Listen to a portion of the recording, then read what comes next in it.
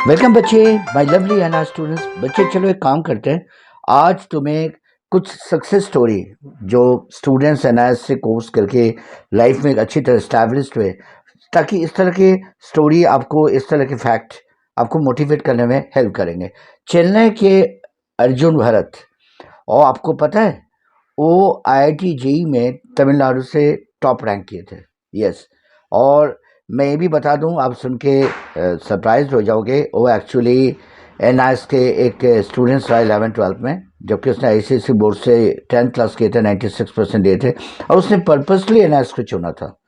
बाकी आपको पता ही है, ये एक स्ट्रेटेजी के साथ वो वहाँ पढ़ाई किए, और वो इसी वजह से उसने कहा भी, जब बाद में वो जब सक्सेसफुल हो गया अपने लाइफ में, आईआईटी से पास आउट होने के बाद उसने कहा कि मैं एनआईएस को पर्पसली चुना था क्योंकि यहाँ कोई रेगुलर क्लासेस अटेंड नहीं करने होते हैं और मेरे को भरपूर टाइम मिल जाता था। बट वो किसी इंस्टीट्यूशन के थ्रू एडमिशन लिए थे, और एक ट्रेनिंग इंस्टीट्यूट, क्योंकि वो एक्चुअली कम्पिटिटिव एग्जामिनेशन की तैयारी कर रहे थे, और उस साथ साथ उसके एनआईएस के करिकुलम अपने आप ही उसने वहाँ एक तरह से प्रिपरेशन हो चुके थे। तो एनआईएस के देखो डायरेक्टली तो वहाँ कोई गाइडेंस उनको मिला नहीं था, बट वो एक स्ट्रेटेजी के तहत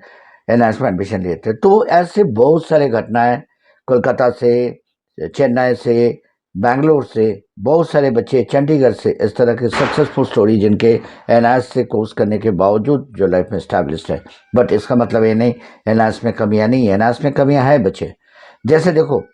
एनआईएस के एक्चुअली पर्पस क्या था 1989 में जब ये शुरू करा गया था, कि जो बच्चा रेगुलर बेस पे स्कूल जाने से वंचित रह गए, जो किसी ना किसी कारण से अपने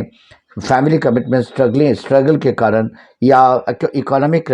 कमियां, क्राइसिस, फाइनेंशियल प्रॉब्लम के कारण नहीं जा पाए, उनको मौका देना। बट हुआ क्या, दिक्कत क्या हो गया, कुछ जो बड़े लोगों के बिगड़े हुए बच्चे हैं, वो बच्चे यहाँ आके, क्योंकि इनको पढ़ाई तो करना नहीं होता है, सीबी से एसएससी बोर्ड में जाके आपको रेगुलर क्लास अटेंड करना है। इन बच्चों ने क्या करा, पैसे के बलबूते पे यहाँ के स्टाफ, यहाँ के टीचरों को अपने